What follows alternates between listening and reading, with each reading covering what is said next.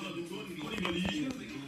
وبالتالي تعرفنا سيداتنا على مجموعة الفريق الوطني الذي سيلعب مباريات الدور الأول في ملعب لوران بوكو في سان بيدرو. مجموعة تضم الكونغو الديمقراطية، زامبيا وتنزانيا. المجموعة السادسة منتخب أسود الأطلس يلعب في المجموعة السادسة في ملعب لوران بوكو في سان بيدرو.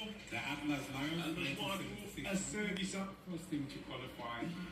فيما أقوى مجموعة. يبدو أن المجموعة الثالثة منتخب السنغال، الكاميرون، غينيا وغامبيا. المباريات التي تجرى في العاصمة ياموسوكرو في ملعب شارل كولومباني. in the city of San Pedro. مجموعة تونس، الصومالي، جنوب أفريقيا، ناميبيا.